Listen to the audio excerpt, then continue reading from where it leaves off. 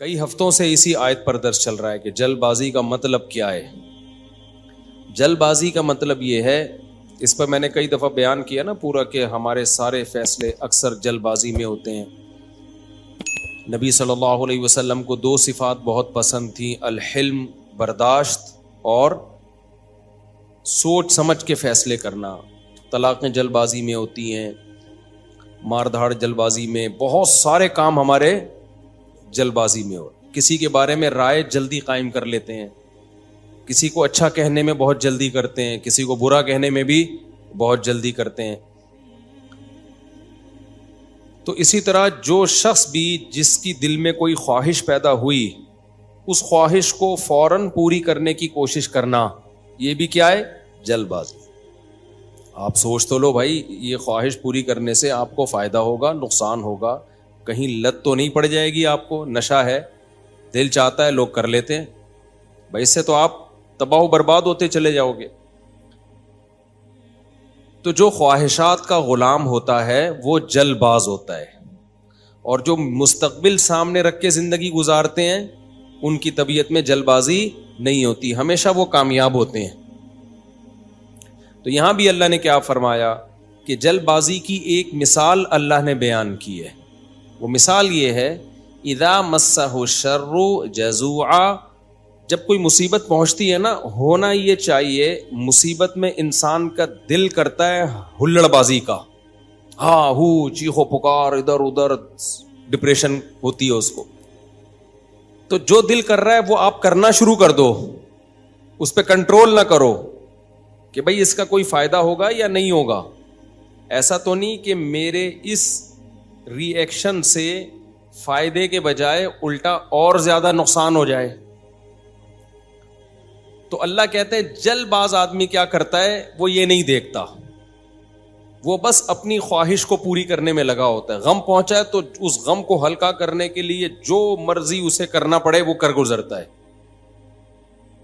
اس کی مثال ایسے ہے نا، آپ نے دیکھا ہوگا، ایک کہیں کوئی واقعہ ہو جائے نا، کوئی دھماکہ ہو جائے، تو جو انویسٹیگیشن کے لیے لوگ وہاں جاتے ہیں وہ کہتے ہیں ہمیں سب سے بڑی مصیبت پتہ ہے کیا ہوتی ہے؟ وہاں عوام جو احتجاج شروع کر دیتی ہے، اس سے کیا ہوتا ہے کہ وہاں جن لوگوں نے کچھ کارروائیاں کی ہیں نا، ان کے ثبوت مٹ جاتے ہیں. ہونا یہ چاہیے، پوری دنیا میں ہم نے ایک اصول دیکھا ہے، جہاں کوئی ایکسیڈنٹ ہو، کوئی واقعہ ہو نا، فوراً وہ روک دیتے ہیں، پورا ایک گھیراؤ میں لے لیتے ہیں کہ انویسٹیگیشن کرنے تو اس میں غلطی کس کی ہے تاکہ اس کو سزا ملے. ہمارے یہاں کیا ہوتا ہے کہ پتہ ہی نہیں چلتا کہ غلطی کس کی ہے، اتنا کراؤڈ اکٹھا ہو جاتا ہے، اتنی عوام دائیں بائیں آگے پیچھے، جس کو پکڑ کے پبلک کوٹنا شروع کر دے تو بس وہی مجرم ہے. یعنی جس کو پہلے تھپڑ لگ گیا نا، سمجھو وہ کیا ہے، بس اسی نے کیا ہے. بہت کچھ الٹا پلٹا ہو جاتا ہے. تو وجہ کیا ہے بھائی؟ اپنے احتجاج فوراً کر لینا کسی بھی چیز پہ، سوچے سمجھے بغیر الزام ڈال دینا کسی کے اوپر. کئی سال پرانی بات ہے، کیس ہمارے سامنے آیا کہ ایک لڑکی کے نمبر پہ کہیں کوئی مس کال آ گئی. یہ گاؤں میں واقعہ ہوا تھا. اب غیرت مند بھائی تھا، اس نے دیکھا یہ کون ہے، دیکھا کسی لڑکے کا فون ہے، پہلے سے اس لڑکی کے بارے میں کسی نے اس کا دماغ، بہن کے بارے میں دماغ بھرا ہوا تھا، ہوتے اس نے کیا کیا، اس کو گولی مار دی. اب بہت پرانا قصہ ہے تو ابھی مجھے تھوڑے سے اس کے آثار باقی رہ گئے دماغ میں، پورا قصہ مجھے یاد نہیں ہے. بعد میں انکوائری کی پتہ چلا کہ جی یہ لڑکی بالکل بھی انوالو نہیں تھی، جس بندے نے کی ہے وہ گڑبڑ کرنے کی کوشش کر رہا تھا. تو اب کیا ہوا ہے کہ اچھی اس کو پتا چلا کہ یار میری بے گناہ بہن کو میں نے مار دیا، ٹینشن میں اتنا گیا ہے کہ اپنے آپ کو بھی مار دیا. پہلے ایک جرم کیا، ٹینشن سے انکوائری پوری کی نہیں ہے. بھائی پہلے غور تو کر لو، تجزیہ کر لو، کوئی بھاگی تو نہیں جا رہی، دیکھ لو. اور اگر مس کال آئی بھی ہے، کوئی آپس کا ریلیشن بھی ہے، تو اس کا یہ مطلب تو نہیں ہے نا کہ گولی سے ہی اڑا دو. اس کی اسباب پہ غور کرو، اس کی وجوہات پہ غور کرو. پہلے جلد بازی میں ایک کام کیا، ایک بے گناہ کو قتل کیا، اب جلد بازی میں ایک اور گناہ کر لیا، اپنے آپ کو بھی مار دیا. تو ہمیشہ جلد بازی میں انسان سے غلط کام ہوتے ہیں، ٹھیک کام نہیں ہوتے. کتنی بڑی سے بڑی ٹینشن ہونا، ٹائم سب سے بہترین مرہم ہے، یہ خوب یاد رکھو. جب میرے پاس کوئی پریشان آدمی آتا ہے نا, جس کو کوئی بہت بڑا غم پہنچا ہو اور اس کی حالت خراب ہو رہی ہو, میں اسے ایک بات لازمی کہتا ہوں کہ وقت سے بہترین مرہم دنیا میں کوئی نہیں. یہ ٹائم گزار لو, اس ٹائم کو کیا کرو, گزارو بس. جیسے جیسے ٹائم گزرے گا نا, حالات اپنے آپ کو خود ہی ایڈجسٹ کرتے چلے جائیں گے. اللہ نے انسان کے باڈی میں ایسی ایک لچک رکھی ہے.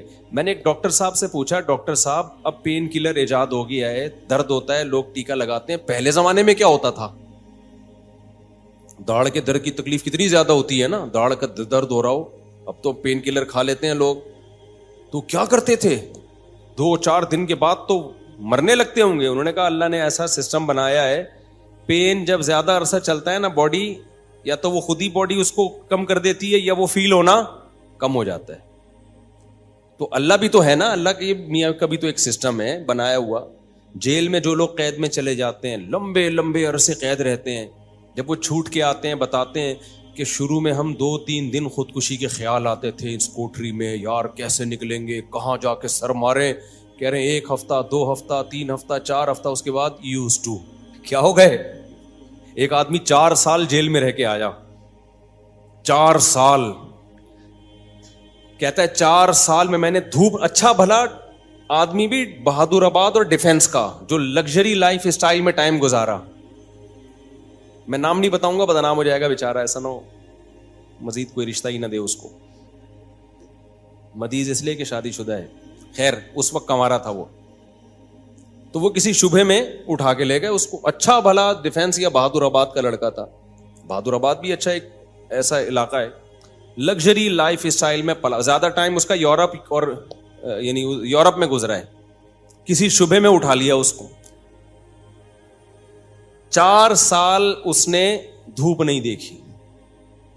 کہہ رہا میں جب اندر گیا ہوں نا, ایک پپو فیملی کا, برگر فیملی کا بچہ اندر گیا تو کیا حال, لیکن کچھ چیزیں سنی ہوئی تھیں, علماء کی تقریریں, کچھ صبر سے متعلق, کچھ ایک کہ بھئی جب مصیبت اللہ کی طرف سے آتی ہے اس میں اجر اللہ کی طرف سے. بھائی قصور تو نہیں تھا اس کا, اب یہ تو اللہ کی طرف سے مصیبت ہے. نبی صلی اللہ علیہ وسلم نے فرمایا ایک کانٹا بھی چبھتا ہے نا اس پہ بھی اجر ملتا ہے. اللہ تھوڑی غافل ہے, ہر چیز آزمائش ہے ہمارے لیے. خوب سمجھ لو, اتفاق سے کچھ بھی نہیں ہو رہا. یہ جو ہم سمجھتے ہیں نا بائی چانس ایسا ہو گیا ہے, یہ ہمیں دیکھنے میں ایسا لگ رہا ہوتا ہے, ورنہ بائی چانس کچھ بھی نہیں ہوتا. جو کچھ ہو رہا ہے اللہ کے ارادے سے ہو رہا ہے. خوشی بھی پہنچ رہی ہے اللہ کے ارادے سے, غم بھی پہنچ رہا ہے اللہ کے ارادے سے. تو نبی نے فرمایا کہ جس کو خوشی پہنچتی ہے نا مسلمان کو, کافر کو خوشی پہنچتی ہے کہتے بائی چانس, یہ ہو گئے میری لک ہے, وہ لک کہتا ہے اس کو, لک ہے. ایک دفعہ میں ایک ڈاکومنٹری دیکھ رہا تھا, یہ جو کروڑوں اسپم ہوتے ہیں نا جو ماں کے رحم میں جاتے ہیں, جن میں سے ایک کو اللہ سلیکٹ کرتے ہیں انسان بنانے کے لیے. تو ڈاکومنٹری میں کسی گورے نے لکھا ہوا تھا کہ آئی ون دس میچ, یعنی کروڑوں خربوں میں یہ میچ جیت گیا. ٹھیک ہے, او بھائی تو نہیں جیتا ہے, یہ سلیکشن کس کی ہے؟ اللہ کی ہے. وہ کہہ رہے ہیں بھی بائی چانس ہو گیا کہ میں پیدا ہو گیا. بائی چانس کوئی بھی نہیں ہوتا, سب کس کا ارادے سے ہو رہا ہے؟ اللہ کے. اللہ نے تجھے پیدا کرنے کے لیے کمبخت سلیکٹ کیا ہے, اور اللہ پھر کہہ رہے ہیں نحن خلقناکم, ہم نے تمہیں پیدا کیا, ہمارا احسان ہے, تو اب اس احسان کا بدلہ دو. تو جہاں آپ یہ کہیں گے نا اتفاق سے ایسا ہو رہا ہے, وہاں خوشی پہ اتراؤ گے بھی اور غموں پہ ٹینشن میں بھی آؤ گے. یار کیوں ہو گیا میرے ساتھ؟ اچھا ہٹلر کتنا روتا رہتا آخری عمر تک, تبھی پھر وہ خودکشی کر لی اس نے کہ یار 1 ہفتہ پہلے میں رشیا پہ اٹیک کر دیتا, ہاں یار کتنی بڑی غلطی ہوئی ہے مجھ سے. وہ کہتے ہیں ایک ہفتہ پہلے اٹیک کر دیتے نا تو رشیا کا نقشہ کچھ اور ہوتا. وہ 1 ہفتہ رہ گیا, پتہ نہیں پولینڈ ولینڈ کے کس کے چکر میں رہ گیا, تو وہ رشیا نے اٹیک کر کے اس کی ایسی کی تیسی کر دی. تو روتا رہتا تھا وہ. ابے روتا رہتا نہیں, تو نے جو کچھ حرکتیں کی ہیں تو اللہ نے تجھے کیا دیا اس کا بدلہ. خیر تو توبہ کر لیتا, مسلمان ہوتا تو کیا کہتا, یار اللہ کی طرف سے چپت لگ گئی ہے میرے, اب توبہ استغفار کر لو. اور توبہ ایسی خاندانی چیز ہے یار, کچھ بھی ہو جائے. ہٹلر مسلمان ہوتا, کہتا میں نے ہزاروں لاکھوں انسانوں کو قتل کر دیا, بند کمرے میں جا کے گڑ گڑا لیتا اللہ سے, معاف کر دے اللہ. دنیا کو نہیں پتا چلتا, اللہ کیا کر دیتا, معاف. لیکن چونکہ کافر تھا تو کیا ہوا ہے, اس نے قوم کا مجرم تھا وہ, اس نے کہا کیا کر سکتے ہیں, اس کو پتا تھا پبلک نہیں چھوڑے گی, تو اٹھا کر کے مارکیٹ سے اپنے آپ کو شارٹ کر. انجام بھی برا, زندگی بھی بری. مسلمان کی زندگی بری ہو, کم از کم انجام اچھا اس کے اختیار میں ہوتا ہے. یار اللہ کو منا لو, اللہ کہتا ہے 100 انسانوں کے قاتل کو بھی میں بخش دوں گا. خیر میں وہ واقعہ سنا دوں میں. تو وہ کیا ہوا ہے کہ وہ بہادر آباد کا پپو بچہ جو ہے نا, کہاں چلا گیا, جیل. اب علماء سے اس کا تعلق تھا, ماشاءاللہ داڑھی بھی رکھی ہوئی تھی اس نے, کہ یار اب یہ غم کس کی طرف سے ہوتے ہیں, اللہ کی طرف سے. تو مجھے اپنا قصہ سنا, میں نے کہا یار 4 سال میں تو دھوپ میں نا ایک دن نہ بیٹھوں, میں ڈپریشن میں جانا شروع ہو جاتا ہوں. جو بند کمروں میں لوگ سارا دن بیٹھے رہتے ہیں, پتہ نہیں کیسے. ہم نیچر سے جس کو بھی محبت ہوگی نا, وہ دھوپ نہیں چھوڑ سکتا بھائی. بکریاں مرغی انڈے نہیں چھوڑ سکتا, دھوپ نہیں چھوڑ سکتا. وہ بکریاں مرغی تو چلو زیادہ ہو گیا, لیکن دھوپ نہیں چھوڑ سکتا وہ. تو میں نے کہا 4 سال آپ کیسے بند کمرے میں رہے ہیں, اور بھی قیدی تھے. کہہ رہے میں 2-3 دن تو ٹینشن میں رہا. پھر میں نے کہا اچھا یہ بھی نہیں پتا کہ نکلیں گے کبھی یہاں سے. یہ پتا ہو نا, آدمی کہتا ہے چلو 4 سال میں دن گننا شروع کر دو. یہ بھی نہیں پتا نکلیں گے ہی بھی نہیں نکلیں گے. کہہ رہے میں نے کہا جو ہونا تھا وہ تو ہو گیا, اب ہم تو جیل کی دیوار توڑ کے بھاگ نہیں سکتے. تو کہہ رہے میں نے کیا کیا, پھر وہاں پر میں نے اٹھک بیٹھک اور ایکسرسائز شروع کر دی کہ بھائی ٹائم کیا کرو, پاس کرو. ٹھیک ہے. کہہ رہے اس کا فائدہ یہ ہوتا ہے 400 دفعہ میں بیٹھ کے, کیونکہ اور تو کوئی کام ہی نہیں ہے اسٹیمنا بنانے کے علاوہ. اسٹیمنا بنانے کے علاوہ کوئی کام ہے ہی نہیں. اچھا ہے بڑا پاورفل ماشاءاللہ, آپ کبھی ملو تو آپ دیکھو گے بہت ساری طاقت جیل میں بنائی ہے اس نے. کہہ رہا ہے میں بیٹھ کے لگاتا تھا ان 4 پھر ڈپس لگاتا تھا, پتہ نہیں کتنے ڈپس لگا لیتا تھا, ایکسرسائز کرتا تھا. کہہ رہا ہے اس کا فائدہ یہ ہوتا تھا اتنا تھک جاتا تھا کہ مجھے نیند خاندانی آتی تھی. ظاہر ہے نیند تو 20 بیماری کا علاج ہے. ڈپریشن ختم کرنے کا سب سے بہترین ذریعہ ہی گہری نیند ہے. ڈاکٹر ڈپریشن کے مریضوں کو کیا دیتے ہیں, نیند کی گولیاں دیتے ہیں کہ سوتا رہے بس, پتہ ہی نہ چلے پی ٹی آئی آ رہی ہے کہ جے یو آئی آ رہی ہے کہ مسلم لیگ آ رہے ہیں, کہ یہ ٹینشن ہی ختم, اسٹیبلشمنٹ کیا کر رہی ہے چھوڑو. تو کہہ رہے ہیں میرے ساتھ جو قیدی تھے نا وہ بہت سے اس میں پاگل ہو گئے, کیونکہ بیٹھے رہتے تھے, سوچتے رہتے تھے ہر وقت دماغ میں نا کیا یہاں سے نکلیں کیسے. حالانکہ بہت سے جرم کر کے آئے ہوئے تھے, ٹھیک ہے, ان کا تو بنتا تھا. تو کہہ رہے 4 سال کے بعد رہائی کا فیصلہ ہوا. کہہ رہے ہم جب باہر نکلے تو پھر دنیا جنت لگی. پھر اب اس نے 4 شادیاں استغفر اللہ کی ہیں. تو خیر کی ہیں, واقعی 4 کی ہیں. کہہ رہے اس سے مجھے پاور کیا ملی. کہہ رہے ہم تو مجرم تھے نہیں, ہم جب باہر آئے نا ہم نے کہا اچھا یہ ہوتا ہے, ٹوٹل سزا کیا ہے, کچھ بھی کر لو یہ ہے. تو کہہ رہے میرے اندر اتنا اسٹیمنا پیدا ہو گیا دنیا میں کچھ کر گزرنے کا. آپ کو پتا ہے جیل ہمارے مجرم بناتے ہیں, جیل میں جا کے نا اسٹیمنا بڑھ جاتا ہے مجرم کا, سمجھ رہے ہو. ایک تو اس کو یہ پتا ہوتا ہے آئندہ اس طرح سے کام کرو گے تو پکڑے ہی نہیں جاؤ گے, اس طرح سے کیا تھا تو پکڑا گیا تھا نا, اب یہ والی غلطی نہیں کرنی. تو اس لیے شریعت میں جیل کی سزا نہیں ہے, شریعت میں ہے کہ اسی وقت نمٹا دو. چوری کی ہاتھ کاٹو, چلو بھائی نکل پتلی گلی سے, شاباش. ہم کیا کرتے ہیں چوری کی جیل, تو کہتا ہے یار اس دن وہ CCTV کیمرہ دیکھنا بھول گیا تھا, میں آئندہ تھوڑا خیال کروں گا. پھر وہاں سارے چور ہی بیٹھے ہوتے ہیں, کوئی نیک آدمی تو آیا نہیں ہوتا جیل میں. تو چور آپس میں ان کی کیا ڈسکشن ہوگی, وہ تہجد کی باتیں تھوڑی کریں گے. وہ ابھی تو نے کیا کرتا ہے, وہ میں نے اتنے بندے مار دیے, آپس میں ان کا گینگ بنتا ہے. پھر آپس میں نمبر ایک دوسرے کے ساتھ وہ شیئر کرتے ہیں کہ جب باہر نکلیں گے تو پھر دیکھتے ہیں ہم. اور 4 سال میں 10 سال میں کیا کچھ ہوتا ہی نہیں ہے, تو کچھ کرنے کی صلاحیت ان میں ویسے ہی ختم. وہاں جا کے کوئی یہ تھوڑی کہ وہ ماسٹرز کر رہے تھے یا PhD کے اسکالر بن کے باہر آئے, یا کوئی انجینئرنگ مکمل کر لی اب باہر جاب ملے گی. 4 سال 8 سال زندگی بہترین ان کے ویسے ہی برباد ہو گئے. اب ان کے پاس کمانے کے لیے چپل چوری کے علاوہ اور کوئی راستہ ہوتا نہیں ہے, یا باقی چوریاں ڈکیتیوں کے علاوہ کوئی راستہ ہی نہیں ہوتا ان کے پاس. تو نظام اتنا گندا ہے, اس لیے اسلام نے سزا رکھی ہے, اس میں ادھار نہیں رکھا. قصاص ہے, ثابت ہو گیا کہ بھائی اس نے بندہ مارا ہے, فوراً پکڑ کے وارثوں کے حوالے کیا جائے گا, بھائی تمہارا باپ مارا ہے, تم بتاؤ کیا کرنا ہے. اب وہ فیصلے میں دیر کر رہے ہیں تو اس دوران جیل میں بند کیا جائے, بھاگ نہ جائے. جیل میں اس کو تمام سہولتیں دی جائیں گی, بھائی یہ بندہ ہے بھاگے گا نہیں, جلدی 1 ہفتہ ہے آپ کے پاس, فیصلہ کرو. گردن اڑانی ہے یا اس سے بارگیننگ کرنی ہے تو بارگیننگ میں جو ٹائم لگ رہا ہے اس دوران جیل میں رہے ایک الگ بات ہے. ایک آدھ ہفتہ سعودی عرب میں ایسا ہی ہوتا تھا, آپ کا پتہ نہیں کیا ہو رہا ہے, قصاص. اب ایک ہفتہ اس کے بعد سر قلم کرنا ہے, چلو بھائی اڑا دو سر اس کا. سر نہیں قلم کرنا, پیسے لے کے چھوڑنا ہے, پیسے لے بھائی, اور جو بھی رہن کے طور پر اس کی پراپرٹی رکھوائی, چل بھائی نکل, ختم. ہماری عدالتوں پہ بوجھ کتنا ہے دیکھو, 20-20 سال پرانی فائلیں جج کے پاس پڑی ہوئی ہوتی ہیں. اسلام میں قصاص ہے. دانت توڑ دیے, ٹائم نہیں ہے بھائی, کون سا والا دانت توڑا, یہ والا, اب بتا دانت توڑنا ہے اس کا. دیکھو نبی صلی اللہ علیہ وسلم کی خدمت میں کتنا زبردست واقعہ ہے.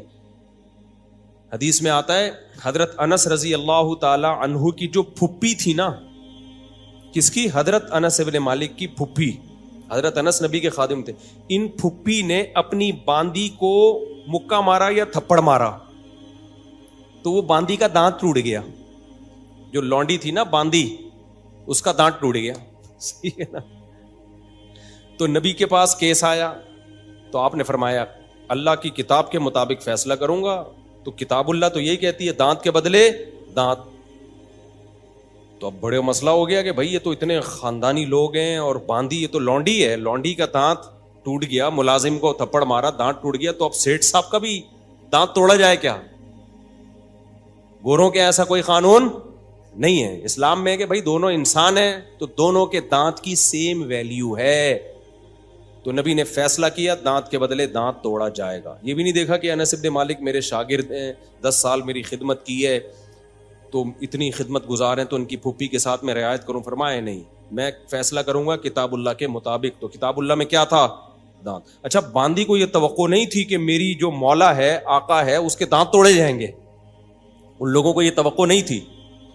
تو جب نبی نے فیصلہ کیا نا تو پھر انہوں نے پھر معاف کر دیا کہ بھائی, انہوں نے کہا کہ یہ تو ہماری مولا ہے, مالکن ہے, میں اس کا دانت کیسے توڑ سکتی ہوں. تو پھر انہوں نے خود ہی معاف کر دیا. تو پھر نبی نے, کیونکہ اس کو حق ہے, تو کیس 2 منٹ میں کیا ہو گیا؟ ختم. اگر انگریز کی حکومت ہوتی یا ہماری پاکستانی حکومت ہوتی, اب تک چل رہا ہوتا وہ کیس. دونوں مر چکے ہوتے, دونوں قبروں میں جا چکے ہوتے, ابھی تک ان کے دانت کے کیس کی فائلیں بولو موجود ہوتی, اور پوسٹ مارٹم ہو رہا ہوتا کون سا والا دانت ٹوٹا تھا, ہلا تھا یا ٹوٹا تھا, ان کے مکے سے ٹوٹا.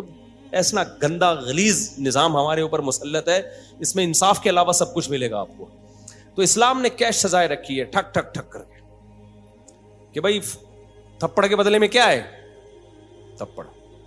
تو قصاص کا نظام رکھا ہوا ہے اللہ میاں نے بڑا زبردست. وَكَتَبْنَا عَلَيْهِمْ فِيهَا أَنَّ النَّفْسَ بِالنَّفْسِ وَالْعَيْنَ بِالْعَيْنِ وَالْأَنْفَ بِالْأَنْفِ وَالْأُذُنَ بِالْأُذُنِ وَالسِّنَّ بِالسِّنِّ وَالْجُرُوحَ قِصَاص. کیا زبردست آیت ہے. اللہ فرماتے ہیں ہم نے لکھ دیا ہے آنکھ کے بدلے آنکھ. کسی نے تمہاری آنکھ پھوڑی ہے, تم کورٹ میں جاؤ گے, جی اس نے آنکھ پھوڑی ہے, یہ ثابت کرو گے, دلائل سے ثابت کر دیا, کورٹ کہے گی تو بھی پھوڑ دے اس کی یہ والی آنکھ. البتہ یہ کام ڈاکٹر سے لیا جائے گا, ویسا نہ ہو پھوڑنے پھاڑنے میں کچھ اور ہی نہ پھوڑ پھاڑ دے, اتنا لمبا چھورا مارے کہ پیچھے سے ہی نکال دے. تو اس میں ماہرین سے مدد تو لی جائے گی, لیکن یہ ہوگا بھائی آنکھ ضائع کی ہے تو تمہاری بھی آنکھ ضائع کی جائے گی. دانت توڑا ہے, سن بسنی, دانت کے بدلے دانت. سمجھ رہے ہو؟ تو یہ پوری قرآن نے ڈیٹیل بیان کی ہے. یہ ہوتا ہے انصاف. اٹ از کالڈ انصاف. اس میں جس نے جرم کیا شراب پی کے آیا تھا یا بغیر شراب کے کیا ہے, اس سے کوئی فرق نہیں پڑتا. یورپ امریکہ میں ہوتا ہے پی کے آپ نے دانت توڑ دیا تو کہتے ہیں سزا ہلکی ہے, کیونکہ آپ پیے ہوئے تھے, آپ کو ایکچولی پتہ نہیں تھا کہ میں کیا کر رہا ہوں. اسلام کہتا ہے پینا یہ آپ کا ہیڈ ایک ہے, جو جرم پینے کے بعد ہوگا آپ کو اس کی پوری پوری سزا ملے گی. تبھی اسلام میں احناف کا یہ موقف ہے کہ شراب پی کے طلاق دے دی تو ہو جائے گی. آپ یہ نہیں کہہ سکتے کہ میں نشے میں تھا, ہو جائے گی طلاق. کسی حدیث سے نہیں ہمیں پتہ چلتا کہ نشے میں طلاق واقع نہیں ہوتی, خوب سمجھ لو. تو اگر شراب کسی نے خود پی ہے تو وہ اس کا ایسا نہیں ہے کہ اپنے تصرفات اس کے کالعدم ہوں گے. تو بندہ مارے گا, شراب پی کے بندہ قتل کر دیا نا تو شرابی سے قصاص لیا جائے گا. حالانکہ قصاص تو ایسی چیز ہے جو شبہے سے بھی ساقط ہو جاتی ہے. سمجھ رہے ہو؟ دیکھو ایک مثال دیتا ہوں. آپ نے ڈنڈا گھمایا, کسی کے سر پھوڑ دیا, وہ مر گیا, تو قصاص نہیں ہے, آپ کو قتل نہیں کیا جائے گا, دیت دی جائے گی. وجہ اس کی ہے کہ اس میں اس بات کا امکان تھا کہ ہو سکتا ہے یہ قتل نہ کرنا چاہ رہا ہو, غلطی سے بندہ مر گیا ہو. جیسے موسیٰ علیہ السلام نے تھپڑ لگایا تھا, قتل کرنے کی نیت سے تھوڑی. تو وہ بندہ ہی مر گیا. اب اس میں قصاص تھوڑی ہے بھائی, ہم نے جان کے تھوڑی مارا ہے.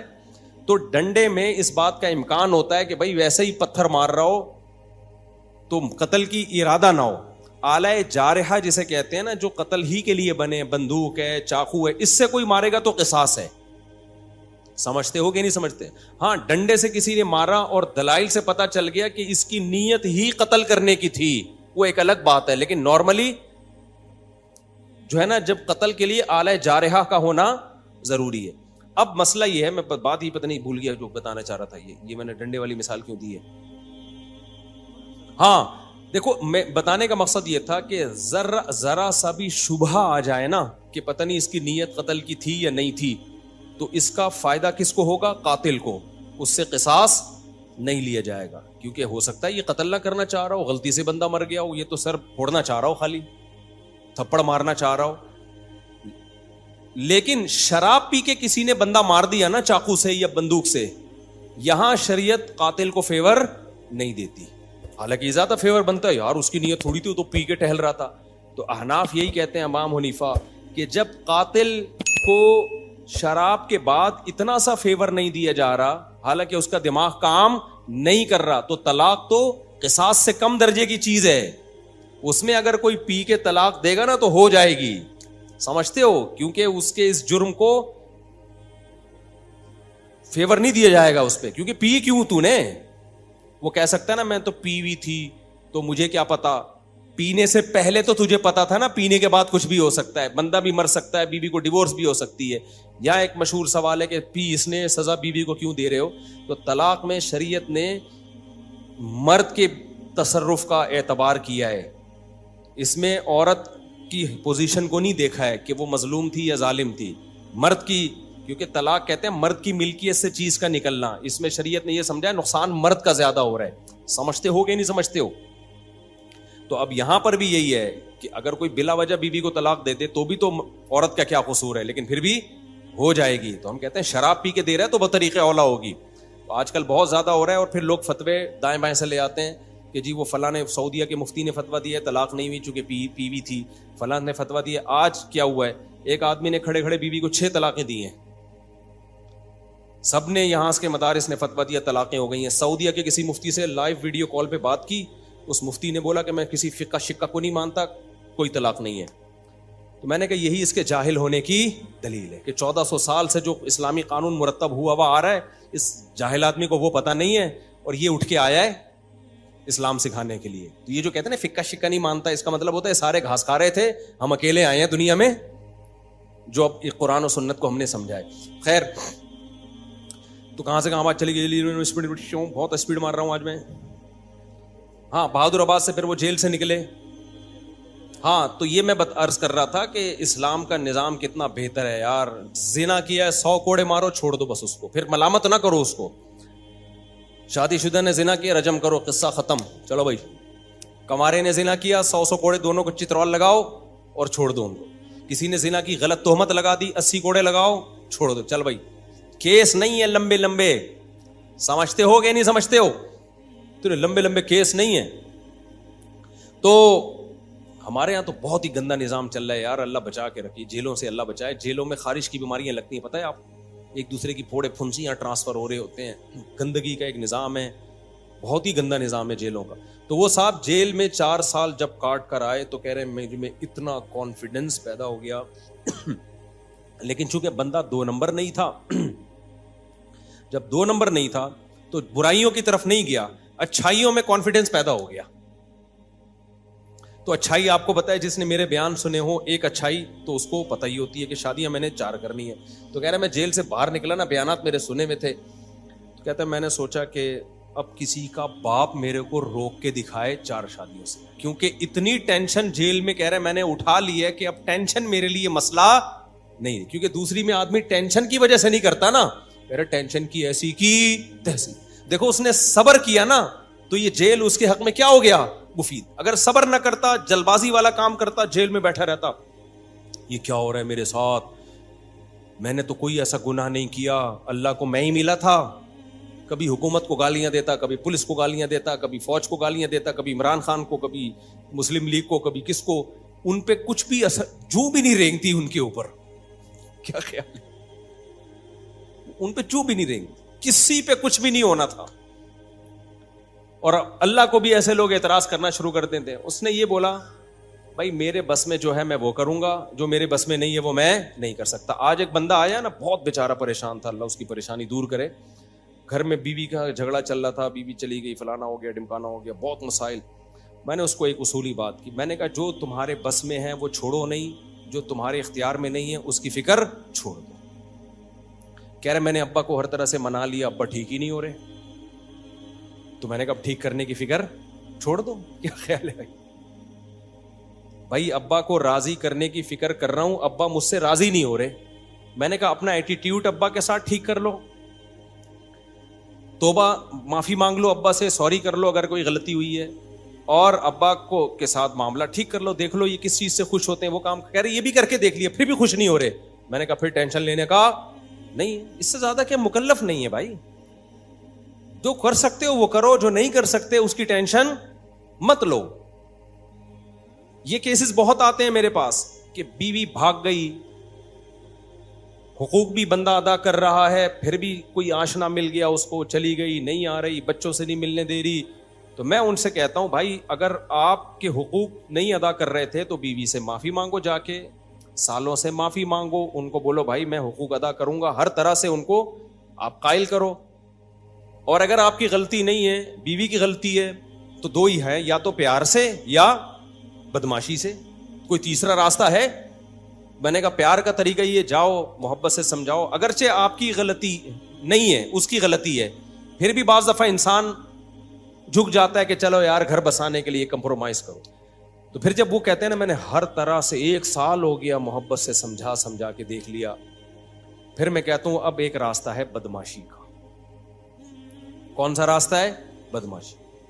تو جاؤ بدماشی کر سکتے ہو, بیوی اٹھا کے لے آؤ, سمجھ رہے ہو, جاؤ سسرال پہ بولو ایسی کی تیسی, نکالو میری بیوی ہے. کہہ رہے یہ نہیں کر سکتا. میں نے کہا پھر چھوڑ دو, لعنت بھیجو. بدماشی کے لیے پاور بھی تو ہونا, ایسا نہ ہو بدماشی کے لیے گئے اور 4 سالے لمبے لمبے نکل کے آئے, انہوں نے تمہارے ہاتھ پاؤں توڑ کے شاپر میں ڈال کے بھیج دی کہ جا گھٹنا جڑوا جا کے اب تو اپنا. تو میں نے کہا بدماشی کی طاقت ہے. اچھا مجھے آواز سے بھی پتا چل جاتا ہے کہ اس میں بدماشی کی طاقت ہے یا نہیں ہے. بندہ بات کر رہا ہوتا ہے نا, مجھے اندازہ ہو جاتا ہے کہ اس آواز بھی بدماشوں والی ہونی چاہیے. ایسا نہ ہو کہ آپ چیخے تو کھانسی آ گئی آپ کو, سسرال جا کے چیخ رہا ہے نکال, پھر کھانس رہا ہے, اس سے پھر وہ فائدہ نہیں ہوتا اور ہو جاتے ہیں. اور پھر جب بدماشی کی ہے نا اس پہ قائم رہو, پھر یہ نہیں ہوتا. میں نے ایک ہمارے پٹھان دوست کا واقعہ سنایا تھا نا, بلا وجہ اس کی بیوی کو ان کی اماں ساس گھر میں بٹھا لیتی تھی. پرانا واقعہ, ہمارے پٹھان بھی ہیں ماشاءاللہ, لمبے تھوڑنگے بہت. بلا وجہ میرے پاس بھی کیس آتا. ایک دن وہ گئے جا کے گھر میں گھسے, بولا ساس سے بولا دے میری بیوی کو, کیوں آگے بیٹھی ہوئی ہے یہاں پہ, حقوق ادا کر رہے تھے وہ. ایسے ہی جا کے بدماشی کی ہے نا, وہ بےچارے کانپنے لگے. انہوں نے بولا لے جا بھائی یہاں ایسا نہ ہو کوئی بندہ نہ کچھ مر جائے یہاں پہ. حالانکہ اس نے کوئی قتل کی دھمکی نہیں دی. تو لے آئے, ماشاءاللہ 4-5 سال ہو گئے, ہنسی خوشی زندگی گزر رہی ہے. تو بعض مسئلے حل کس سے ہوتے ہیں؟ بدماشی سے حل ہوتے ہیں, جو صحیح طریقے سے حقوق نہیں ادا کر رہے. اسی طرح داماد بھی بدماشی سے بعض دفعہ قابو میں آتا ہے. صرف یہ بیوی کا معاملہ نہیں ہے, تو داماد صحیح طرح حقوق ادا نہیں کر رہا ہوتا, تو وہاں بھی میں کہتا ہوں یار یا تو بدماشی کرو, محبت سے پہلے سمجھاؤ, نہیں آ رہا بدماشی سے نہیں ہو رہا, تو پھر تمہارے پاس ایک ہی راستہ ہے, علیحدگی لو اس سے, سمجھتے ہو, یا پھر کمپرومائز کرو, اسی طرح ظلم سہتے رہو بیٹھ کے. تو مشہور ہے کہ گھی اگر سیدھی انگلی سے نہ نکلے تو کیسے نکالنا پڑتا ہے؟ ٹیڑھی انگلی سے نکالنا پڑتا ہے, سمجھتے ہو. تو اس کے بڑے بین الاقوامی سطح پہ بھی یہی اصول ہے, ٹھیک ہے نا. بین الاقوامی ملکوں کی جنگوں میں بھی یہی اصول ہے کہ ہر جگہ محبت نہیں چلتی ہے, ہر جگہ آپ میں اگر طاقت ہے تو پھر آپ کو بدماشی دکھانی پڑتی ہے. تو وہاں بھی میں یہ لوگوں سے یہ کہتا ہوں بھائی گھریلو جھگڑا چل رہا ہے, جو آپ کے اختیار میں ہے وہ کرو, جب نہیں ہو پا رہا نا اس کا مطلب آپ معاملہ آپ کے اختیار سے باہر ہے. پھر یہ دیکھو, یہ مت دیکھو کون صحیح ہے کون غلط ہے, اس بحث میں پڑھنے کا فائدہ کیا ہے؟ لوگ آ کے مجھے کہہ رہے تھے میری بیوی غلط ہے. میں کہتا ہوں یار غلط ہے صحیح ہے, تو کر کیا سکتا ہے؟ تو اب اس بحث میں پڑھنے کا فائدہ کیا کہ غلط ہے یا صحیح ہے؟ جب آپ کچھ کر نہیں سکتے تو لعنت بھیجو، دفع کرو یار، مٹی پاؤ، پھر کیا کرو؟ میں نے کہا ایک اور شادی کرو بس۔ کہنے کوئی رشتہ نہیں دے گا، میں نے کہا تلاش کرتے رہو، کیونکہ رشتہ تلاش کرنا آپ کے اختیار میں ہے، کسی کو قائل کر کے اس سے زبردستی چھین لینا آپ کے اختیار میں نہیں ہے۔ تو بس گزارا چلاؤ ایسے ہی، اس وقت تک کمارے چھڑے چھاٹ رہو۔ کہہ رہے گناہ کا خطرہ ہے، میں نے کہا بچو گناہ سے، روزے رکھو جو اسلام نے بتایا، کہہ رہے اللہ نہ کرے پھر بھی ہو جائے تو توبہ استغفار کرو، ہونے کے بعد اب اس کو ریورس تو نہیں کیا جا سکتا نا، گناہ ہونے سے پہلے کے اصول یہ ہے کہ بچو، ہونے کے بعد اب ریورس نہیں ہو سکتا، یہ ہمارے اختیار میں نہیں ہے کہ ہم کہیں کہ اب ماضی میں جو ہو چکا اس کو، ماضی کو اللہ کو کہیں یہ تو جہنم میں جب جہنمی جائے گا نا، اللہ سے یہی کہے گا دوبارہ بھیج دے، ریورس کر دے سارا عمل، بہت انسان کا بچہ بن کے زندگی گزاروں گا۔ اللہ کیا کہتے ہیں؟ پاسٹ کبھی ریورس نہیں ہوتا، ماضی کبھی تبدیل نہیں ہوتا، تو جو گناہ ہو گیا وہ ہو گیا، اب اس پہ کہ دوبارہ جا کے بچوں میں نہیں ہو سکتا۔ اب آپ کے اختیار میں یہی ہے کہ اللہ کو توبہ کر کے گڑ گڑا کے منانے کی کوشش کرو۔